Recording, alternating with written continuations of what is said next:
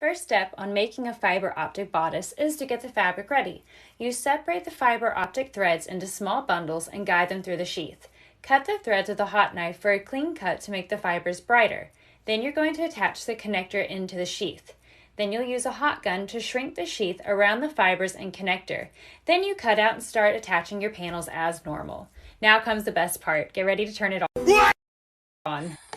Oh my god, it's so cool. Look at this thing!